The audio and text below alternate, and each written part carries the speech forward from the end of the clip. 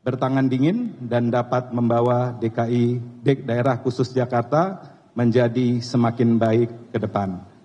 Terakhir, Kang Emil, Ustadz Suswono, kami juga menitipkan perjuangan Partai Demokrat di DKI Jakarta. Kami hadir di sini juga didampingi para pimpinan DPD kami, pimpinan DPC hingga pengurus ranting serta anggota DPRD Partai Demokrat di DKI Jakarta. Demikian, terima kasih, kami siap berjuang untuk Jakarta baru, Jakarta maju. Terima kasih, wabillahi taufiq wal hidayah, wassalamualaikum warahmatullahi wabarakatuh. Yang tadi kita dengarkan adalah sambutan dari Sekjen Partai Demokrat Teguh Rifki. Dan tadi yang ia sampaikan sedikit adalah ia juga menitipkan perjuangan Demokrat untuk di Provinsi Jakarta. Kita lanjutkan lagi dialog bersama dengan Prof. Muradi. Prof, lagi-lagi kita bahas soal koalisi raksasa 12 partai politik. Sebenarnya kalau analisis Anda, sebenarnya apa yang begitu menggiurkan sampai 12 partai politik bisa begitu saja bergabung dengan Kimples, atau justru apakah ada situasi yang membuat mereka tidak bisa menolak untuk bergabung, Prof? Ada 3 hal, Mbak. Yang pertama memang ini menyangkut soal masa depan mereka di pemerintahan yang baru. Ini saya kira juga bukan perkara mudah karena nggak semua partai juga punya daya tawar yang besar.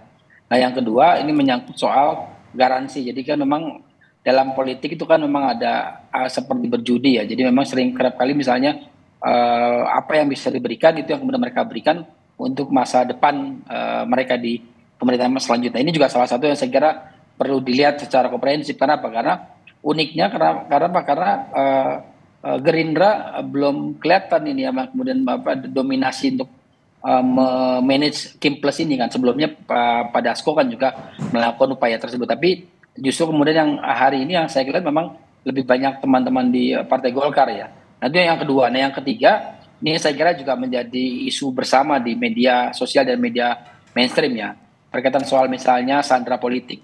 Nah, sandera politik ini yang saya kira menjadi salah satu yang agak rumit untuk didiskusikan, tapi kemudian susah untuk kemudian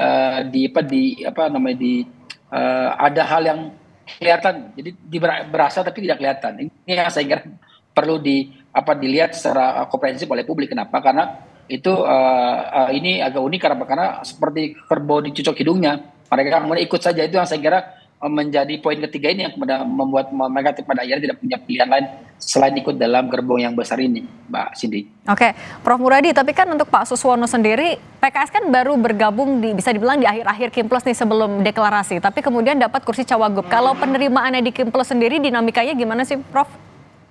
Simpel, karena PKS kan menang di Jakarta.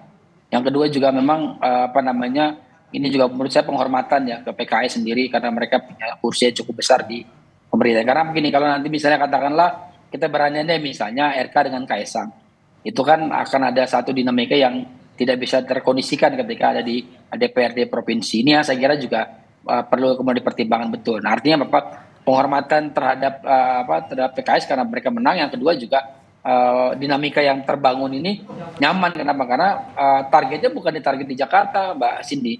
Saya bilang target ini ada di pemerintahan baru. Ini pemerintahan baru akan menghitung ulang sebenarnya kira-kira dari sekian jumlah partai tersebut akan dapat apa nanti di pemerintahan. Apakah menteri, wakil menteri, kepala badan, dan seterusnya. Itu yang saya kira menjadi penghitungan betul.